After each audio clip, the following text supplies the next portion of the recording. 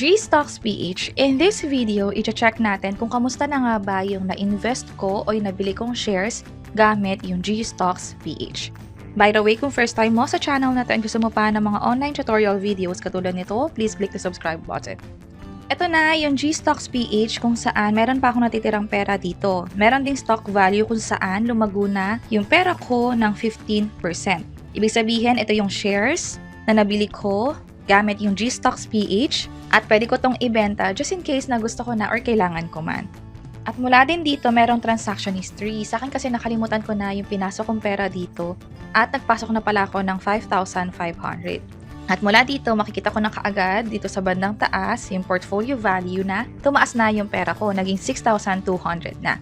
So yun yung purpose nung sa stock market o yung sa GStocks PH kung saan pwede kang makabili ng shares sa stock market at pwede ka ring magbenta kung alam mo na tingin mo tumaas na or pwede na nga siyang ibenta. Sa ngayon, ito yung portfolio ko. Ang binili ko nung time na yon ay yung A-REIT. At nag-gain na nga ako o kumita na ako ng 15%. That's equivalent to 527 pesos. So imagine, natutulog yung pera ko dito. Ang kaibahan niya sa savings, may risk din tong involved. Pwedeng malugi. Pero katulad ng nangyari sa akin, pwede ring tumaas over time. Pwedeng short term or long term yung pag-invest mo dito. At na-open ko lang to gamit yung Gcash na mobile app. Andito siya sa G-Invest. At i-tap mo lang itong GStocks PH. At mula dito, pwede ka nang mag-open ng account. Kung interesado kayo kung paano gawin yon, pwede kami gumawa ng tutorial video. Just let us know by providing comments below. Pero madali lang din naman siyang gawin. Kailangan nyo lang mag-fill up ng mga forms at mag-provide na rin ng iba pang mga requirements. Katulad din ng mga valid ID para din as proof of your identity.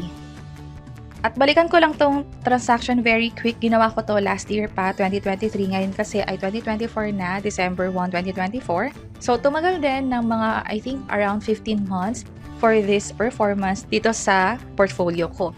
And gamit din yung app na Gcash or yung GStocks PH, pwede rin kayong makabili. Katulad nito, pwede akong mag-set ng order or bumili nga ng shares na ina-offer publicly. And that's it. So, nagkaroon tayo ng konting overview kung kamusta na nga ba yung na-invest ko or yung nabili kong shares gamit yung GStocks PH ng Gcash. Sana nakatulong tong video na to. Kung pakiclick ang like button at para sa iba't ibang mga tutorial videos, pwede nyo i-check itong nasa baba. Sana makatulong and see you sa mga next videos. Bye-bye!